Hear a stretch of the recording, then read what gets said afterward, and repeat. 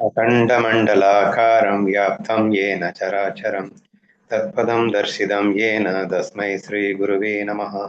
शङ्करं शङ्कराचार्यं केशवं बादरायणं सूत्रभाष्यकृतौ वन्ते भगवन्तौ पुनः पुनः। ईश्वरो गुरुरात्मेति मूर्तिभेदविभागिनि व्योमवद्यात्मदेहाय दक्षिणामूर्तये नमः। பவித்ரேந்திரயானின் நதிக்கரையில் அமர்ந்து கொண்டு மௌலி ஞானேஸ்வர் மகாராஜின் பேரொருளால் ஏக்நாத்தி பாகவதம் படித்துக் கொண்டிருக்கிறோம். 10வது சாப்டர் நினைக்கிறேன். இதுல 126வது ஓவி என்று நாம் காண வேண்டியது. ஸோ இதுக்கு முன்னாடி குரு அப்படிங்கிறவரை பத்தின லட்சணத்தை சொல்ல ஆரம்பிக்கின்றார். அதுல சத்குருவின் லட்சணத்தை சொல்ல வார்த்தைகளே போதாது. அவர் சனாதன பூர்ண பிரம்மம் என்று அழைக்கப்பட்டிருந்தது. அதுல சனாதனம் என்ற வார்த்தைக்கு விளக்கம் நான் படிக்கும்போது அதுல என்ன சொல்லியிருக்கேன்னா, சாஸ்வதம் இஸ் ஈக்குவல் டு சனாதனம் அப்படின்னு போட்டிருக்கு. பெர்மனன்ட் அப்படின்னு அர்த்தம். ஸோ பிரம்மம்னாலே இது பெர்மனன்ட் தானே. ஸோ குருவை சனாதன பூரண பிரம்மம் என்று வர்ணித்தார். அதன் பிறகு வர்ணிக்க முடியாதுன்னு சொன்னாலும் வர்ணிச்சாகணுமே என்ற ஒரு ரீதியிலே சாந்தி என்ற ஒரு வர்ணனையை குறிப்பிட்டார். ஆனாலும் ஒரு உணர்வு தோன்றுகிறது, அவருக்கு எல்லாவற்றிலும் சாந்தியே தெரிகிறது, சாந்தியை தவிர வேறு எந்த கருத்தும் அங்கு நிற்காது அப்படின்னு சொல்லி முடிச்சிருந்தது. ஸோ 126ல சாந்தியே சமாதானம், சாந்தியே பிரம்மஞானம், சாந்தியே பூர்ண பிரம்மம் என்பதை உத்தவா உண்மையாக அறிந்து கொள் அப்படின்னு இந்த சாந்தி அப்படிங்கிறத பத்தி அழகா வர்ணிக்கிறார். ஆக்சுவலா இங்கே குருவை வர்ணிக்கும் நோக்கத்தோடு இந்த சாந்தி என்ற ஒரு வார்த்தை குறிப்பிடப்பட்டிருக்கிறது. பொதுவா சாந்தி அப்படின்னு சொன்னா பொறுமைன்னு சொல்லலாம், அமைதின்னு சொல்லலாம், சமாதானம். சமாதானம் அங்கே கொடுத்திருக்கு. வாட் யூ மீன் பை சமாதானம்? எனக்கு தெரிஞ்சு சமாதானம் அப்படிங்கிறத சமபாவனா இஸ் ஆல்சோ ஈக்குவல் டு சமாதானம்னு நான் சொல்லுவேன். யாரு ஒருத்தர் சமாதானமாக இருக்க முடியும் அப்படின்னு கேட்டா, சமபாவனையோடு ஒருவனால் இருக்க முடிந்தால் அவன் சமாதானத்தோடு இருக்க முடியும். ஏன்னா என்ன நடந்தாலும் அதை பீஸ்ஃபுல் மைண்டோட டேக் இட் ஈஸியா எடுத்துக்கணும் அப்படின்னு சொன்னா, சமாதானமாக இருக்கணும் அப்படின்னா, அதாவது என்னுடைய மொத்த சொத்தையும் அவனாவது கொள்ளையடிச்சுட்டு போனா கூட என் மனம் சமாதானமாக இருக்க வேண்டும் என்றால் அப்ப லைக்ஸ் அண்ட் டிஸ்லைக்ஸ் எல்லாம் இருக்கணும். சம பாவனையில் இருந்தால் சமாதானம் நமக்கு கிட்டும்னு அர்த்தம். சரியா? அந்த சமாதானம் என்ன, சாந்திக்கு டெஃபினேஷன் கொடுக்குறாரு இங்க ஒவ்வொரு பாயிண்டாவும் சாந்தினா என்ன, எப்படி சொல்லலாம் அப்படின்னு.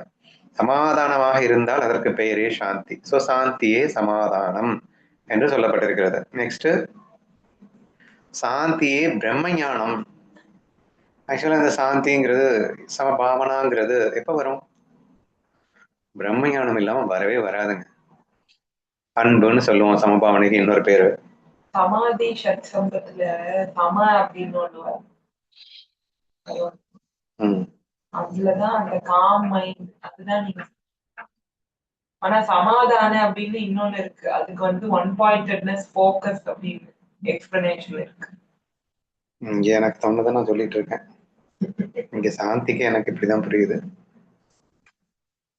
பிரம்மஞானம் ஏன் சொல்லியிருக்காரு? Oneness feel is equal to பிரம்மஞானம். Unless you don't have oneness feel you cannot have சமபாவனா.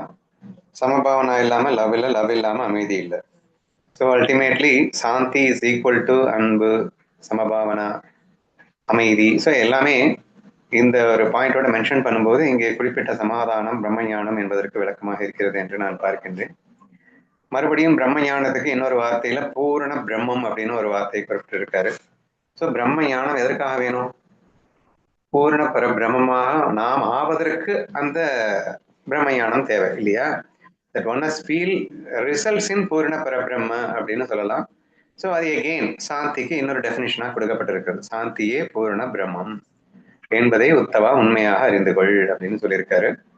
அடுத்து சத்குருவின் இத்தகைய நிலையை கேட்டவுடன் சீடனின் மனதில் ஒரு குரு பக்தியின் மீது மிகுந்த அன்பு வளர்ந்தது. ஏன் குருவை பத்தி புரிஞ்சுக்கணும் அப்படின்னா, நம்ம இதுக்கு முன்னாடி டிஸ்கஸ் பண்ணோம். Unless you don't have a பக்தி towards your guru you can't. அதாவது குரு மேல பக்தி இல்லாம எதுவுமே சாதிக்க முடியாதுன்னா கூட குருவை புரிஞ்சுக்கிறதுக்கு உனக்கு ஞானம் தேவை. ஞானம்னா என்னன்னு புரிஞ்சிக்கணும். இப்ப ஞானம்னா என்ன சொல்லிட்டாரு? சாந்தியே பிரம்ம ஞானம், சாந்தியே பூரண பிரம்மம். அப்போ முதல்ல ஞானம்னா என்னன்னு புரியணும். உன்னுடைய இலக்கு என்னன்னு புரியணும். பூர்ண பிரம்மம். அப்படின்னா என்ன? சாந்தி. அப்ப இந்த சாந்தி அப்படிங்கிறது ஒரு குரு கிட்ட நீ பார்த்தேன்னா அவரை குரு அப்படின்னு சரணாகதி செய்ய முடியும் இல்லையா? அப்ப நீ சாந்தியில இன்ஸ்பயர் ஆயிருக்கணும், அந்த சாந்தியாவே இருக்கிற குருவை பார்க்கணும், அப்பத்தான் நீ சரணாகதி செய்ய முடியும் என்ற ரீதியிலே சத்குருவின் நிலையை கேட்டவுடன் சீடனின் மனதில் குரு பக்தி மிகுந்த அன்பு வளர்ந்தது. ஏன்னா நமக்கு ஆட்டோமேட்டிக்கலி சாந்தியில இன்ஸ்பிரேஷன் இருக்கு, அப்ப சாந்தியோடு இருக்கிறவன் மேல பக்தி வருது இயற்கைதானே. ஸோ அந்த ஒரு ரீதியில நீங்க இதை எடுத்துக்கலாம். அதனால் குருவை தேடும் ஆர்வம் அவனது அந்த கரணத்திற்கு ஓய்வு தருவதில்லை. 24 மணி நேரம் குருவின் லட்சணங்களையே சிந்திக்கின்றான். இப்போ குரு மேல அன்பு வந்துருச்சு, இன்னும் அவருக்கு குரு கிடைக்கல, ஆனா குரு மேல அதிகமான, ஏன்னா சாந்தியோடு இருக்கிறவர் அப்படின்னு நினைக்கும் போதே அவன் உள்ளம் பூரிக்கின்றது. அதை நினைத்து நினைத்து 24 மணி நேரம் குரு லட்சணங்களையே சிந்திக்கின்றானாம். அந்த சுவாமியை எப்போது காண்பேன், என் பந்த கயிறு என்று அறுபடும், மனதிற்கு அமைதி எப்போது கிடைக்கும் என்று குரு பைத்தியமாகிவிட்டான். இதெல்லாமே step by step process, procedure, proper procedure to achieve the பிரம்மஞானம்னு புரிஞ்சுக்கோங்களேன். குரு இல்லாம கிடைக்காது. அதுக்கு முன்னாடி குருன்னா என்னன்னு புரிஞ்சுக்கணும், அதுக்கு அமைதியே குருன்னு புரிஞ்சுக்கணும், அதுக்கப்புறம் அந்த அமைதியே வடிவான குருவை நீ தேடி அலையணும் அப்படிங்கிற அந்த ப்ராசஸ் தான் இங்க சொல்லி இருக்கிறதா நான் பாக்குறேன். என்று குரு பைத்தியமாகிவிட்டானாம். சரியா? ஆயுள் வேகமாக முடிகிறது, இன்னும் சத்குருவின் தரிசனம் கிடைக்கவில்லையே, மனித பிறவி வீணானால் எல்லாமே மூழ்கிவிடுமே. குருவின் பெயரை கேட்டவுடன் மனம் முன்னோக்கி ஓடுகிறது, அந்த வார்த்தையை கட்டி அணைப்பது போல் அவ்வளவு ஆர்வம். ஸோ ஸ்டெப் பை ஸ்டெப்பா அதை அப்படியே சொல்லிட்டு போறாரு. ஸோ இதெல்லாமே சிந்திக்கணும் இல்லையா? நமக்கு குரு மட்டும்தான் நற்கதியை காட்ட முடியும், அதுவும் இந்த வயசு ஆகிறதுக்குள்ள நான் அச்சீவ் ஆகணும். ஆயுள் வேகமா ஓடிட்டு இருக்கு, இன்னும் எனக்கு சத்குரு தரிசனமே ஆகவில்லை, அதுக்குள்ள நான் செத்து போயிட்டேன்னா நான் என்ன ஆகுது? ஸோ இந்த மாதிரி ஃபீலிங்ஸ் எல்லாம் ஆட்டோமேட்டிக்கா கொண்டு வரணும் அப்படின்றத நம்ம புரிஞ்சுக்கணும் இல்லையா? நம்ம படிக்கிறதுக்கு ரீசன் என்னன்னா நமக்கு அந்த மாதிரி ஒரு ஃபீலிங் வரணும் அப்படிங்கிறதான். குருவின் பெயரை கேட்டவுடன் மனம் முன்னோக்கி ஓடுகிறது, அந்த வார்த்தையை கட்டி இணைப்பது போல் அவ்வளவு ஆர்வம் பிறக்கிறது. ஆட்டோமேட்டிக்காவே அந்த குருங்கிற வார்த்தை மேலேயே அவ்வளவு ஒரு ஈர்ப்பு ஏற்படுது அப்படின்னு சொல்லியிருக்காரு. சத்குரு நேரில் கிடைக்காததால் மனதாலேயே குருநாதரை பூஜிக்கிறான். மிகுந்த மரியாதையுடன் பூஜிக்கும் போது அன்பு குறையவே இல்லை. ஸோ கிடைக்கலைன்னாலும் மானசீகமாக அந்த குருவை அவன் நினைத்து நினைத்து பூஜிக்கும் போது அவனுக்கு அந்த அன்பு கூட தான் செய்தே தவிர குறையிற மாதிரி இல்லை அப்படின்னு சொல்லியிருக்காரு. சத்குருவை அடைவதற்காக தீர்த்தங்களுக்கும் தபோவனங்களுக்கும் அலைகிறான். தன் அன்றாட கடமைகளை செய்யும் போதும் குருவை மனதால் மறப்பதில்லை. ஸோ இப்படி ஒரு சாதகன் என்னென்னலாம் செய்யறான் அப்படிங்கிறத அழகா எக்ஸ்பிளைன் பண்ணியிருக்காரு. ஸோ குரு தாகம் வந்துருச்சு, மானசீகமாக செய்வதோடு மட்டுமில்லாமல் நேரிலும் சென்று எல்லா இடத்திலும் திரிகிறான். சத்குரை பெறுவதற்காக சிறியவர் பெரியவர் அனைவரையும் பூஜிக்கிறான். என் குரு எனக்கு கிடைக்க வேண்டும் என்று பெரியோர்களை மதிக்கிறான். ஸோ ஆட்டோமேட்டிக்காவே இன்டைரக்டா அவன் எல்லார்கிட்டையும் அன்பு காட்ட ஆரம்பிச்சிடுறான். சிறியவர் பெரியவர் டிஃபரன்ஸே இல்லாம எல்லாரையுமே பூஜிக்க ஆரம்பிச்சிடுறான். ஏன்னா எனக்கு என் குரு கிடைக்கணும், நான் ஞானி ஆகணும், அந்த வேட்கை இவனுக்குள் அதிகமாகிவிட்ட காரணத்தினால் இவன் இவ்வாறு செய்ய ஆரம்பிக்கின்றான் என்று குறிப்பிடுகிறார். கரடியை போல் உறுதியுடன் குருநாமத்தை ஜபிக்கிறான் அப்படின்னா ஏன் சொன்னாருன்னு எனக்கு தெரியல, யாருக்காவது தெரியுமா சுதா? ஏன் கரடி அவ்வளவு உறுதியா இருக்குமா? கரடியை போல் உறுதியுடன் குருநாமத்தை ஜபிக்கிறான், குருவை தவிர வேறு எதையும் எப்போதும் சிந்திப்பதே இல்லை. கரடி எக்ஸாம்பிள் ஏன் சொன்னாங்க? சரி பரவாயில்ல, மேபி கரடி நாமத்தை சொல்றதுல உறுதியா இருக்கிறதுக்கு கரடி எக்ஸாம்பிள் எனக்கு புரியல. மேபி நான் ChatGPT கேட்டு சொல்றேன். எதையும் எப்போதும் அவன் குருவை தவிர வேற எதையும் அவன் சிந்திப்பதில்லை. அமரும் போதும் உண்ணும் போதும் உறங்கும் போதும் குருவை மறப்பதில்லை. விழிப்பிலும் கனவிலும் தியானத்திலும் குருவையே வைத்துள்ளான். பிரம்மஞானத்திற்கு பிரம்மஞானி ஆகணும் என்ற அந்த வேட்கை அதை பெற்று தருகின்ற அந்த குருவோடு அவன் மாறிவிடுகிறது. ஏன்னா குருவும் பிரம்மமும் வேற வேற இல்லைன்னு 100 தடவை நம்ம அடிக்கடி சொல்லிட்டு தான் இருக்கோம். அப்ப பிரம்மம் ஆகணும்னா நீ சதா சர்வ காலமும் பிரம்மம் என்றே நீ நினைக்க வேண்டும்னு சொன்னோம். அந்த பிரம்மமே ஒரு சகுன வடிவிலே தோன்றினால் அதற்கு பேர் தான் குருன்னு சொன்னோம் இல்லையா? அப்போ இவன் பிரம்மத்தை நினைப்பதும் குருவை நினைப்பதும் வேறு வேற கிடையாதுன்னு நமக்கு தெரியும். அப்போ ஆட்டோமேட்டிக்காவே எனக்கு என்ன ஆயிடுது அப்படின்னா, இந்த பிரம்ம வேட்கை, அதாவது பிரம்மஞானி ஆகணுன்ற அந்த தாகம் அதிகரித்தவுடன் அந்த லட்சணங்களை பார்த்து அந்த அமைதியே பிரம்மம்னு புரிஞ்சுக்கிட்டதுக்கு அப்புறம் இந்த அமைதியாக மாற வேண்டும்னு நினைச்சதுக்கு அப்புறமா அவன் அந்த சகுன வடிவமான அந்த குருவை தேடி அலைகின்றான். சதா சர்வகாலமும் அந்த குருவை நினைக்கின்றான்னு சொல்லும் போது இன்டைரக்டா அவன் பிரம்மத்தை நினைக்கிறான்னு புரிஞ்சுக்கணும். ஸோ இப்படி அவன் விழிப்பிலும் கனவிலும் அமரும் போதும் உண்ணும் போதும் உறங்கும் போதும் சதா சர்வகாலமும் குருவையே அவன் மனதில் வைத்துள்ளான்னு சொல்லியிருக்காரு. குருவையே ஸ்மரணம் செய்ய செய்ய தாகமும் பசியும் மறக்கிறது. உடல் வீட்டின் சுகங்களை மறந்து எப்போதும் பரமார்த்தத்தை நோக்கியே நிற்கிறான். எந்த அளவுக்கு அவன் மனம் இந்த பிரம்மத்துல லயிச்சிட்டு இருக்கு, குரு மேல லயிச்சிட்டு இருக்கு அப்படிங்கிறத இதுக்கு மேல எப்படி சொல்றதுன்னு தெரியல. அந்த அளவுக்கு அவர் எக்ஸ்பிளைன் பண்ணிட்டாரு. அதாவது சதா சர்வகாலம் மனசுல குருவையே நினைச்சிட்டு இருக்கிறதுனால பசி தாகமே அடங்கி போயிடுமா. உடல் வீட்டின் சுகங்கள் எல்லா சுகங்களும் மறந்து போயிடுமா. எப்போதும் பரமார்த்தத்தை நோக்கியே நிற்கின்றான். குருவை நினைச்சாலே போதும் அப்படிங்கிற மாதிரி வருது. சத்குருவிடம் இத்தகைய அன்பும் நாளுக்கு நாள் அதிகரிக்கும் நம்பிக்கையும் உள்ளவனுக்கு நானே குருவடிவில் நேரில் உடனடியாக தரிசனம் தருகிறேன். இங்க பிரம்மம் வேற ஈஸ்வரன் வேறையா. சோ அந்த ஈஸ்வரனே நேரடியாக குருவாக அவனுக்கு முன்னால் தோன்றுகிறார். ஏன்னா ஈஸ்வரனுக்கு ஆக்சுவலா உருவம் கிடையாது.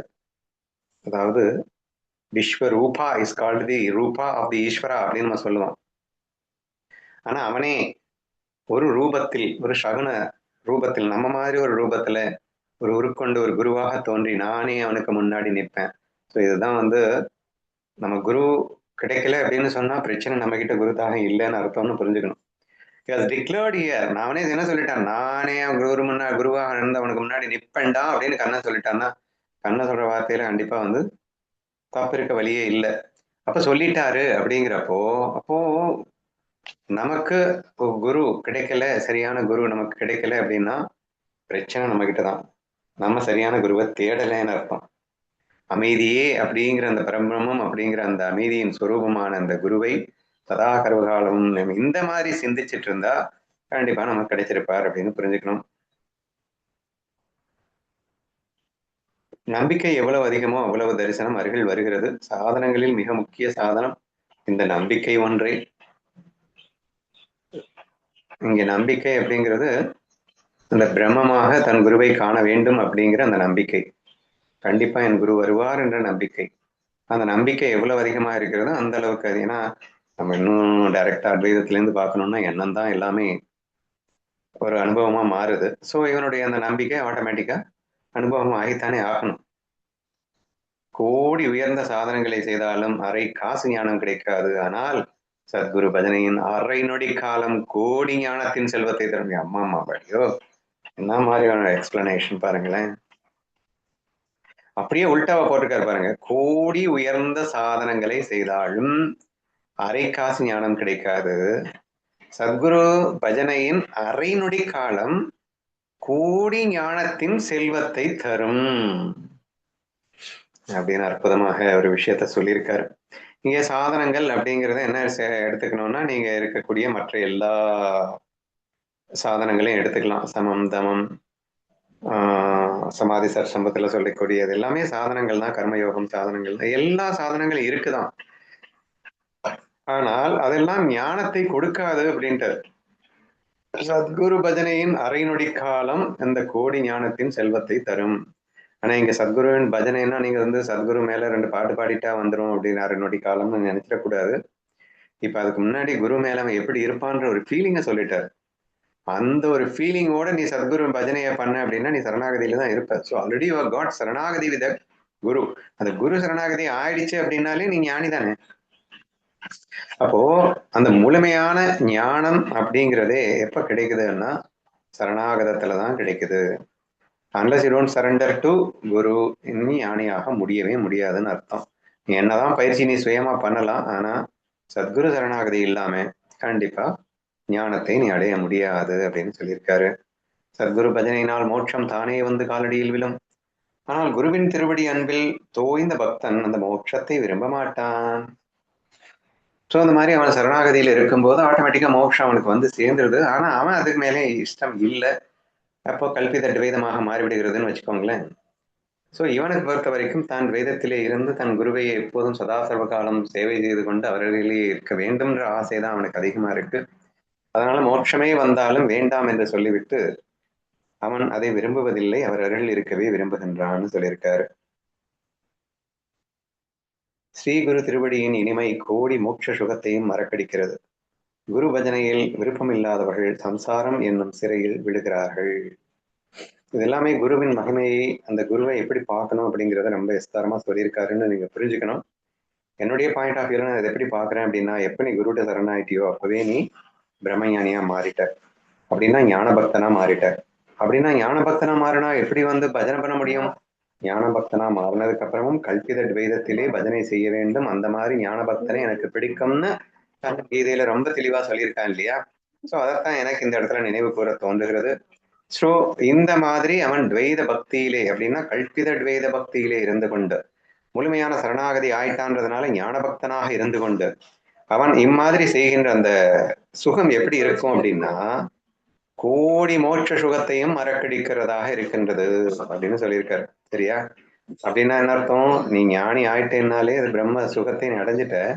பிரம்ம சுகத்தோடு கல்பித துவைதத்துல இருக்கே இல்லையா, அதனால அது அதை விட மேலானதுன்னு சொல்றதா எடுத்துக்கோங்க நீங்க. கோடி மோட்ச சுகத்தையும் மறக்கடிக்கிறது அப்படின்றதுக்கு அர்த்தம். குரு பஜனையில் விருப்பம் இல்லாதவர்கள் சம்சாரம் என்னும் சிறையிலே விழுகிறார்கள். அப்படியே உள்டாவா இன்னொன்னு சொல்லணும்ல, அப்படி இல்லாம நீ சரணாகதி பண்ணாம இருந்த அப்படின்னு சொன்னா நீ கடைசி வரைக்கும் இந்த சம்சாரத்திலேயே உழண்ட வேண்டிதான். இந்த விஷய இன்பத்துக்குள்ளேயே சிக்கி சிக்கி செத்து செத்து வாழ வேண்டியதுதான் அப்படின்னு சொல்றாரு. சம்சார பந்தத்தை அறுக்க சத்குரு சேவை செய்ய வேண்டும். சத்குரு சேவையே எனது பஜனை, குருவிற்கும் எனக்கும் வேத உணர்வு இல்லை. தெளிவா அவரே சொல்லிட்டார் தெளிவா. சம்சார பந்தத்தை அறுக்கணும்னா சத்குரு சேவை மட்டும்தான்டா வழி, வேற வழியும் கிடையாது. அந்த சத்குரு சேவை அப்படிங்கிறது தான் எனக்கு நீ பண்ற பஜனை. குருவிற்கும் எனக்கும் வேத உணர்வு இல்லை. நீ என்ன வணங்குறதும் நீ குருவை வணங்குறதும் ஒண்ணுதான். ஏன்னா இங்கே நான் பேசிட்டு இருக்கிறது கண்ணன். கண்ணன் யாரு? ஈஸ்வரன். ஸோ ஈஸ்வரன் வேற குரு வேற கிடையாது அப்படின்றத நம்ம புரிஞ்சுக்கணும். ஸோ அதனால எனக்கு சத்குரு சேவையே எனது பஜனையாக மாறுகிறது. நீ குருவுக்கு சேவை பண்ண, எனக்கு நீ பஜனை பண்ண மாதிரி நான் அர்த்தம் எடுத்துப்பேன். நீ குருவுக்கு சேவை பண்ணாம எனக்கு சும்மா பஜனை பண்ணிட்டு இருந்தேன்னா அதை நான் பெருசா எடுத்துக்க மாட்டேன் அப்படின்னு சொல்றாருன்னு வச்சுக்கோங்க. ஏன்னா குருவுக்கும் எனக்கும் பேத உணர்வு இல்லை. நீ குருவுக்கு சேவை பண்ண அது எனக்கு சேவை பண்ண மாதிரிதான் அப்படின்னு எல்லாம் கண்ணன் குரு சேவையின் மகிமையை எடுத்துரைக்கின்றான். குரு பக்தர்களின் தீவிர நம்பிக்கையையும் குரு பஜனையின் இனிமையையும் உனக்கு வெளிப்படையாக கூறினேன். இவ்வளவு நேரம் நம்ம குரு பக்தர்களின் தீவிர நம்பிக்கை பிளஸ் குரு பஜனை இதெல்லாம் எவ்வளவு எப்படி இருக்கும் அப்படின்றத டீட்டெயிலா எக்ஸ்பிளைன் பண்ணிட்டேன்டா உத்தவா அப்படின்னு ஆரம்பிச்சுட்டு அடுத்து என்ன சொல்றாருன்னு பார்க்கலாம். இந்த சந்தர்ப்பத்தில் உத்தவா சீடனின் லட்சணங்களையும் உனக்காக கூறுகிறேன் என்று கிருஷ்ணன் கூறுகிறார். குரு பக்தன் வேற, சீடனின் வேற. சாரி, இது ஒண்ணுதான். குரு பக்தன் தான் சீடன். இப்ப ஸ்பெஷலா மறுபடியும் சீடனின் லட்சணங்களை கூறுகிறேன்ங்கிறாரு. ஓ, குரு மகிமையை சொன்னாரு, இப்ப சீடனின் மகிமையை சொல்ல போறாரு போல.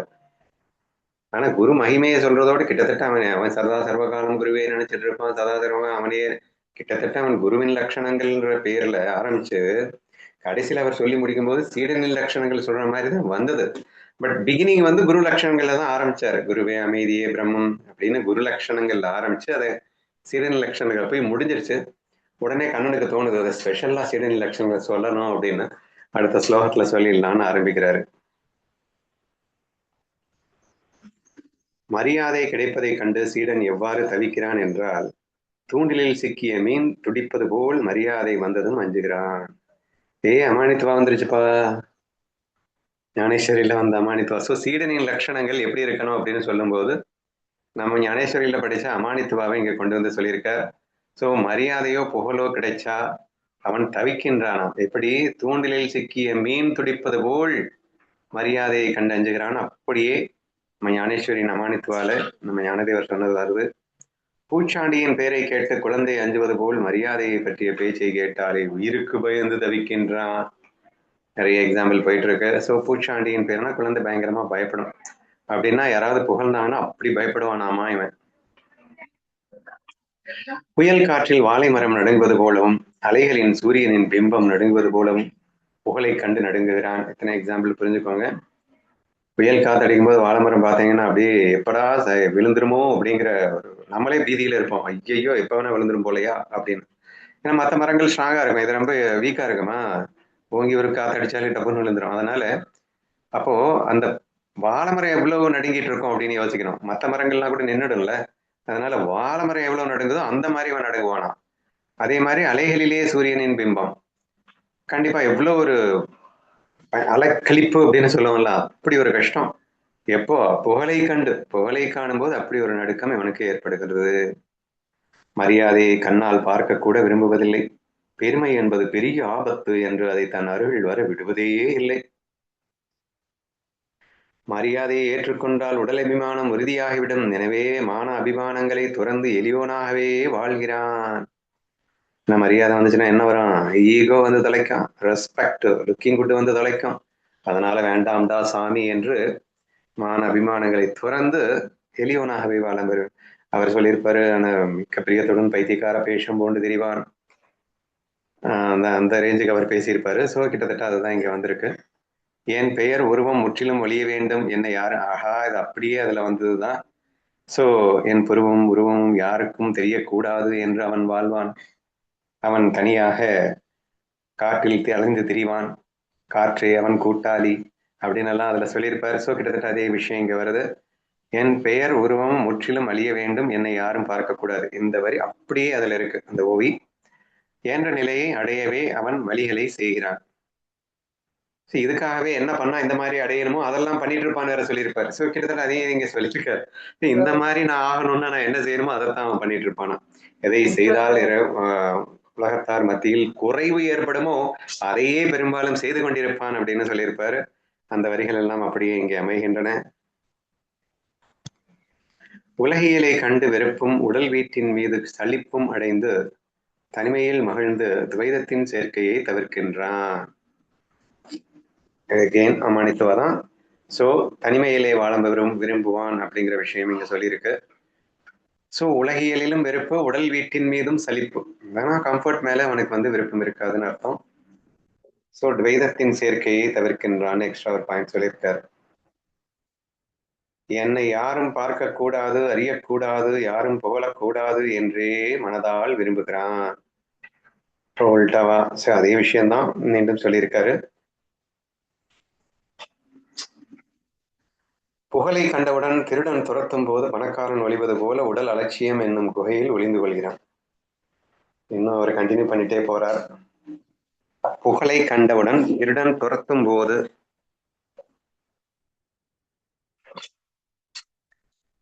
பணக்காரன் எப்படி ஒளிவான்? பணத்து மேல உள்ள ஆசையில ஐயோ அவன் பிடிச்சிட்டு போயிடுவானோன்னு பணக்காரனுக்கு எப்படி ஒரு தவிப்பு இருக்கும். அந்த மாதிரி திருடன் பிடிக்கிட்டு போயிடுவானுதான்.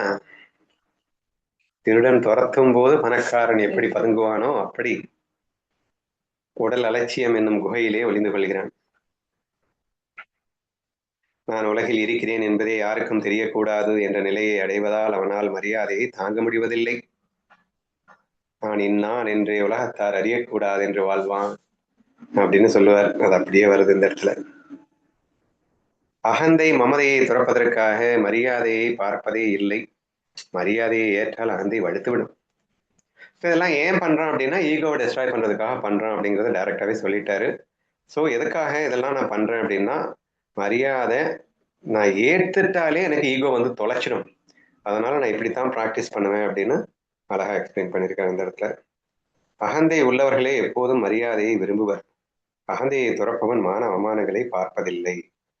குவைட் நேச்சுரலி 100% உண்மையான பாயிண்ட். நல்லா யோசிச்சு பார்த்தீங்கன்னா ஈகோ இருக்கிறவன் மட்டும்தான் புகழுக்கு அடிமையாகும். உங்ககிட்ட ஈகோ இல்லை அப்படின்னு சொன்னா புகழை கண்டாலே உங்களுக்கு வெறுப்பு தான் வரும். ஏன்னா நான் பெரியவங்கிற ஃபீலிங் இருக்கு, அப்போ ஆட்டோமேட்டிக்கா எல்லாரும் பெரியவன்னு சொல்லன்றதுல உங்களுக்கு சுகம் வரும். நீங்க ஈகோ இல்லை அப்படின்னு சொன்னா நான் பெரியவன்ற ஃபீலிங்கே இல்லையே, அப்போ வந்து பெரியவன்னு சொன்னா நமக்கு கஷ்டமா தானே இருக்கும். அதனால இங்க அந்த மாதிரி சொல்லியிருக்காரு. ஆந்தை இல்லாதவனுக்காக மாணவமானங்கள் பத்தி பிரச்சனை அவனுக்கு இருக்கவே இருக்காது. மரியாதையை ஏற்றுக்கொள்பவனால் அவமானத்தை தாங்க முடியாது. அங்கு இயல்பாகவே உடல் அபிமானம் வந்துவிடும். அதனால் மரியாதையை வெறுக்கிறான். இன்னொரு பாயிண்ட்டும் சொல்றாரு பாருங்க. இப்ப நான் வந்து கெத்தா வாழணும் அப்படின்னு நான் நினைச்சிட்டேன் அப்படின்னா ஒருவேளை எனக்கு அவமானம் ஏற்பட்டுடுச்சுன்னா செத்து சுண்ணாம்பாயிடுவேன். அது எனக்கு தேவையே இல்லை அப்படிங்கிற ரீசனுக்காகவும் எனக்கு மானமும் வேணாம், மண்ணாகிட்ட அவமானமும் வேணாம். இன்ஃபேக்ட் அவமானத்தை கூட அதை வேணா எடுத்துக்கிறேன். மானத்துக்கு ஆசைப்பட்டதுனால தானே அவமானத்துக்கு அழுகிறேன். அவமானத்துக்கு ஆசைப்பட்டேன்னா அப்போ ஒன்றும் பிரச்சனை இல்லை இல்லை என்று அவன் உள்டாவாக சிந்திக்கின்றான் என்று சொல்லியிருக்கிறார். மரியாதையை பெறுவதற்காக தன் ஞானத்தை காட்டிக் கொள்பவனிடம் சுயநல லாபத்தின் பொருட்டு மமதை குடியிருக்கிறது. இந்த கெத்து காட்டுறத இந்த இடத்துல மென்ஷன் பண்ணியிருக்காரு. பொதுவாகவே எல்லாருமே நான் எப்படி தெரியுமா, நான் எனக்கு அது தெரியும் தெரியுமா, இது தெரியும் தெரியுமா, ஆஹா ஓஹோன்னு தன்னை பற்றி ஒரு பெருமையை பாடுவதை நீங்க பார்த்துருப்பீங்க. அது எதுக்காக அப்படின்னா எல்லாரும் தன்னை பெருசா பார்க்கணுன்றதுக்காக, மரியாதை பெறுவதற்காக. நான் யாரு அப்படின்னு சொல்லிட்டு தன்னுடைய ஸ்கில்ஸ் எல்லாத்தையுமே வந்து வெளிக்காட்டுமா. இது ஆட்டோமேட்டிக்கா சுயநல லாபத்தின் மமதை. இந்த சுயநல லாபத்துல மமதை என்ன, நான் எனது அப்படிங்கிற ஒரு விஷயம். ஸோ இது எக்கச்சக்கமா உனக்குள்ள போயிடும். ஸோ என்னுடைய ஸ்கில்லு, என்னுடைய திறமை, என்னுடைய பணம், நான் யாரு அப்படின்னு இந்த நான் எனதுங்கிறதுக்குள்ள சிக்கிறதுக்கு தான்டா ஹெல்ப் பண்ணும். வேணாண்டா எனக்கு இந்த புகழு அப்படிங்கிறாரு. எனவே மரியாதையை விரும்பாதிருத்தல் அமானித்துவம் சீடனின் முதலாவது லட்சணமாகும். இனி பொறாமையின்மை பற்றி கேட்க. ஆக சீடனின் லட்சணங்கள்ன்ற பெயர்ல தெய்வீக லட்சணங்களுக்கு போயிட்டார் அப்படின்னு புரியுது நமக்கு. பார்க்கலாம். கற்றறிந்தவர்களிடையே பகைமையும் தான் என்ற ஞான பொறாமையும் இருந்தால் அங்கு உடல் அபிமானம் குடியேறியுள்ளது என்று அர்த்தம். கற்றறிந்தவர்களிடையே பகைமையும் தான் என்ற ஞான பொறாமையும் இருந்தால், எல்லாரும் பிரச்சனையா அதுதானே. ஒன்ஸ் கொஞ்சம் ஞானம் எல்லாம் வந்துருச்சுன்னு வச்சுக்கோங்க, நானே வந்து பிரவச்சனம் பண்ற ரேஞ்சுக்கு வந்துட்டேன்னு வச்சுக்கோங்க, யார் என்ன கேள்வி கேட்டாலும் எனக்கு பதில் சொல்லக்கூடிய கெப்பாசிட்டி வந்துருச்சுன்னு வச்சுக்கோங்க, அதுவே வந்து பெரிய ஈகோவா வந்து உட்காந்துருது. அப்ப என்ன ஆகும்னா, என்னை விட நல்லா பேசுனான்னு வச்சுக்கோங்க, அவன் மேல எனக்கு பொறாம வருது, அவன் எனக்கு பிடிக்காம போகுது, அவன் மேல எனக்கு என்ன வருது, பகை வருது, அவன் மேல எனக்கு பொறாம வருது. சே என்னடா அது நம்மளை விட நல்லா பேசிட்டானே என்ற ஒரு பொறாம வருது. இது எல்லாமே அவன் உடல் அபிமானத்தில் சிக்கியுள்ளதால் ஏற்படுகிறது. உடல் அபிமானத்தில் சிக்க வச்சிடுது. சரியா? அப்ப நீ ஞானத்தை கத்துக்கிறதே உடல் அபிமானத்துல இருந்து வெளியே வர்றதுக்காக. ஆனா கடைசியில நீ பொறாமப்பட்டு இருந்த அப்படின்னா, பொறாமைங்கிறது எதை கம்பேரிஷன் வருது, இந்த உடல் அந்த உடலை கம்பேர் பண்றதுல இருந்து வருது. ஞானம்ங்கிறது என்னது, இந்த உடலும் அந்த உடலும் ரெண்டுமே இல்லை, ரெண்டு பேருக்கு உள்ளே இருக்கிறது ஒரே ஆத்மஸ்வரூபம். அப்ப நீ ஆத்மஸ்வரூபத்துக்குள்ள நீ ஆத்ம ஞானமே உனக்கு வந்துருச்சு. வந்ததுக்கு அப்புறமும் லூஸ் மாதிரி நீ கம்பேர் பண்ணிக்கிட்டு நீ பொறாமப்பட்டுக்கிட்டு இருந்தேன்னா நீ உடல் அபிமானத்துல இருக்கேன்னு அர்த்தமே தவிர நீ கற்றுக்கொண்ட அந்த ஆத்ம ஞானம் உனக்குள்ள வேலையே செய்யலைன்னு அர்த்தம். அப்படிங்கிறத அழகா சுட்டி காட்டுறதுக்காக ஆரம்பிக்கிறார். சோ கற்றறிந்தவர்களிடையே பகைமையும் தான் என்ற ஞான பொறாமையும் இருந்தால் அங்கே உடல் அபிமானம் குடியேறியுள்ளது என்றுதான் அர்த்தமே தவிர அவன் உண்மையிலே ஞானியே கிடையாது, அவன் பிரம்ம ஞானத்தை தெரிஞ்சிட்டு இருக்கானே தவிர அவன் பிரம்ம ஞானி இல்ல, அவன் உடல்ல தான் அபிமானம் வச்சிருக்கான் அப்படின்னு சொல்லியிருக்கிறார். ஞான அகந்தையின் விஷயத்தில் விஸ்வாமித்திரர் கோடி தவங்களை செய்து ஞான அகந்தையால் புதிய சிருஷ்டியே படைக்க தொடங்கினார். எக்ஸாம்பிள் சொல்லணும்ல, அப்படி யாராவது இருக்காங்களாப்பா, ஞானத்தை கத்துக்கிட்டதுக்கு அப்புறம் போய் அதுவே ஈகோவா மாறுமாப்பா அப்படின்னு உங்களுக்கு டவுட் வந்துடக்கூடாதுன்றதுக்காக இருக்காருப்பா. அவருக்கு பேரு விஸ்வாமித்திரர் அப்படின்னு பேரு. ஸோ ஞானமே அவர் அகந்தையாக மாறி அவர் என்ன பண்ணினார் தெரியுமா, கோடி தவங்களை செய்து அந்த அகந்தையின் காரணமாக ஒரு புதிய சிருஷ்டியே படைத்தார். துர்வாசரின் ஞான அகந்தையால் அம்பரீஷனை வீணாக சபித்தார். அந்த ஞான அகந்தைக்கு அஞ்சியே நான் கர்ப்பவாசங்களை சுமந்தேன். கிருஷ்ணனா? ஆமாண்ணா, அதனாலதானே 10 அவதாரம் வந்தது. கண்ணனுக்கு என்ன அகந்தை வந்தது? இல்லண்ணா, அதனாலதான் 10 அவதாரங்களை கர்ப்பவாசத்தை எடுத்தாருல கிருஷ்ணரு. அண்ணா, அமரீஷனுக்கு சபிச்ச சாபம் இவரே வந்து துர்வாசர் வந்து அமரீஷனுக்கு சாபம் கொடுப்பாருண்ணா.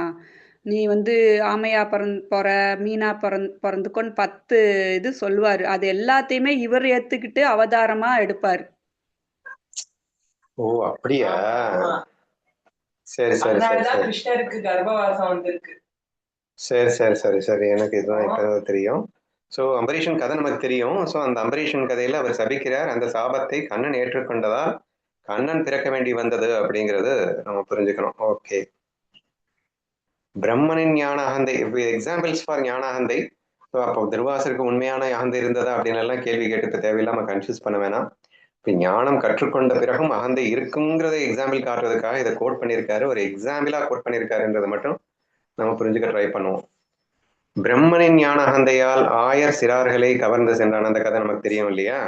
அந்த ஞான அகந்தைக்கு அஞ்சியே நான் அந்த உருவங்களை எடுத்தேன். அதாவது அந்த கதை தெரியும்ல, அந்த ஆடு மேய்க்கிற சிறுவர்கள் எல்லாத்தையுமே பிரம்மா கூட்டிட்டு போயிருவார்.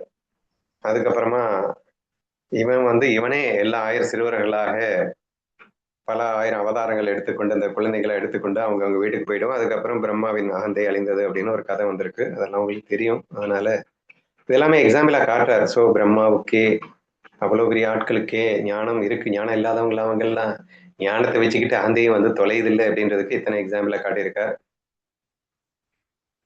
உத்தவா ஞான அகந்தையே அனைத்து அகந்தைகளிலும் கொடியது. ஆஹா, வசிஷ்டரும் விஸ்வாமித்திரரும் இந்த ஞான அகந்தையாலேயே சண்டையிட்டனர். ஸோ வசிஷ்டர் விஸ்வாமித்திரர் 2 பேரும் சண்டை போட்டு இருப்பதை நம்ம கவனிச்சிருக்கோம். 2 பேருக்குமே ஞானம் ரொம்ப ஜாஸ்தியா இருந்ததுன்றதுனாலதான் கடைசியில் அவங்க 2 பேருக்குள்ள சண்டை வந்ததுன்றத எக்ஸாம்பிளா காட்டியிருக்காங்க. இந்த ஞான அகந்தைக்கு அஞ்சியே நான் இடையனாக வாழ்கிறேன். யாகம் செய்யும் பிராமணர்கள் என்னை மூடன் என்கிறார்கள். அவர்களுக்கு கர்மஞான அகந்தை. கண்ணையே இடையனா வாழ்ந்தானாமா, எங்க ஈகோ தொலைந்துருமோ அப்படின்னு பயந்துட்டான். கண்ணனே ஞான அகந்தைக்கு அஞ்சி இடையனாக வாழ்கிறேன் அப்படின்றான். அடுத்து யாகம் செய்யும் பிராமணர்கள்லாம் என்ன சொல்றாங்க? என்ன முட்டாள்ன்றாங்க. ஏன்னா அவர்களுக்கு கர்ம ஞான அகந்தை இருக்கிறது. அவங்க எல்லாம் பெரிய ஞானி, எனக்கு எல்லாம் தெரியும் அப்படிங்கிற அகந்தை இருக்கிறதுனால அவங்க அந்த மாதிரி எல்லாம் பேசிட்டு இருக்காங்கப்பா. ஸோ இந்த பிரம்ம ஞானமே உனக்கு அகந்தையா மாறுகிறது அப்படிங்கிறத புரிஞ்சுக்கோ அப்படின்னு சொல்லிட்டு இருக்காரு. ஸோ இங்க இந்த சீடனின் லட்சணங்கள்ல ரொம்ப ரொம்ப முக்கியமான லட்சணம். மோஸ்ட் ஆஃப் தி டைம் நம்ம இதை பார்த்துட்டு தான் இருக்கோம். சீடன் கொஞ்சம் கத்துக்கிட்ட ஆரம்பிச்சதுக்கு அப்புறமா, கொஞ்சம் அந்த ஞானம் அவன் புரிஞ்சுக்கிட்ட ஆரம்பிச்சதுக்கு அப்புறமா அந்த பிரம்ம ஞானமே கடைசியில் அவனுக்கு ஒரு பெரிய அகந்தையா தொலைக்குது. அதனால அது பெரிய பொறாமையா மாறுகிறது. அப்படிங்கிறதுனால பொறாமையின் லட்சணம்னு சொல்லிட்டு இங்கே அவர் மேலும் மேலும் குறிப்பிடுவதெல்லாமே பிரம்ம ஞானத்தால் ஏற்படுகின்ற அகந்தையே இங்கே பொறாமை அப்படின்ற மாதிரி சொல்லி அது எவ்வளவு டேஞ்சரஸ்ன்றதை அழகா நமக்கு எக்ஸ்பிளைன் பண்ணிட்டு வராரு. அவருக்கு கல்மையான அகந்தை. எனக்கே இந்த நிலை என்றால் மற்றவர்களை பற்றி சொல்ல என்ன இருக்கிறது? ஞான அகந்தை என்னும் கயிறு ஞானிகளையும் எளிதில் விடுவிப்பதில்லை. நானே பயந்துட்டு இடையனா இருக்கிறேன்னா பாத்துக்கூடா. இப்ப எனக்கே இந்த நிலைமை என்ன, எவ்வளவு கஷ்டம்னு புரியுதாடா. ஞான அகந்தை தாண்டா இருக்கிறதுலே கொடியதிலும் கொடிய அகந்தே அப்படின்னு சொல்லியிருக்கார். சோ இந்த கயிறு ஞானிகளையும் எளிதில் விடுவிப்பதில்லை. ஞானி ஞான வேட்டையோடு ஞானத்தை கற்றுக்கொண்டு முழுசா ஞானத்தை அனுபவிக்கிறதுக்கு முன்னாடி இருக்கிற நிலையன்னு புரிஞ்சுக்கணும். ஞானிகளையும் விடுவிப்பதில்லை அப்படின்றத.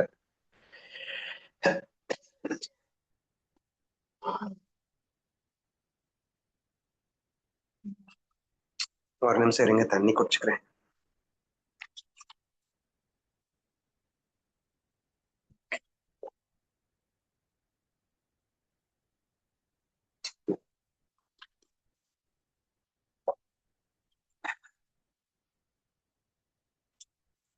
ஞான ஆந்தையின் இயல்பு என்னவென்றால்,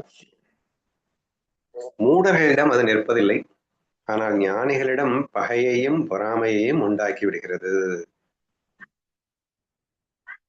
ஞான அகந்தை முட்டாள்கிட்ட இருக்காதான், ஞானிகளிடம் பகைமையாமா. முட்டாளுக்கு தான் ஞானமே புரியாதே, பிரச்சனை இல்லை. ஞான அகந்தை எல்லாம் முட்டாளுக்கு வராது. பிரச்சனை ரொம்ப அறிவு ஜீவிகளுக்கு தான்டா இந்த பிரச்சனை. ரொம்ப அறிவாளியா இருக்கிறதே பெரிய டேஞ்சரா. ஞான அகந்தை அவனை தாண்டா பட்டிட்டு தொங்குது அப்படிங்கிறாரு.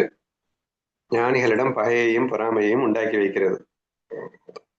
எனவே பொறாமையற்றவனாக இருக்க விரும்புவன் ஞான அகந்தையை துறக்க வேண்டும்.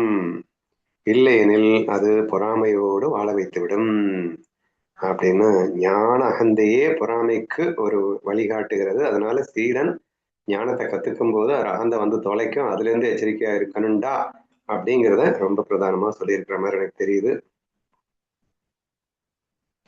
அடுத்து, பொறாமையின் தன்மையை கேள், அது உடல் அபிமானத்தை உறுதியாக்கி ஞானத்தின் பலத்தை காட்டி சுயநல பேராசையை வளர்க்கிறது அப்படின்னு கண்டினியூ பண்ணிட்டு போறாரு. நான் இதோட ஸ்டாப் பண்றேன். 170 இதோட நம்ம ஸ்டாப் பண்ணுவோம். Will continue from 171 tomorrow. Again அந்த பொறாமை அப்படிங்கிறதனுடைய தன்மையை ரொம்ப டீட்டெயிலாக எக்ஸ்பிளைன் பண்றேன். அதுக்கு பயட்டதுக்கு அப்புறமாவது அந்த பொறாமையை நம்ம வராம பார்த்துக்கணும் அப்படின்னு எக்ஸ்பிளைன் பண்ண ஆரம்பிக்கின்றார்.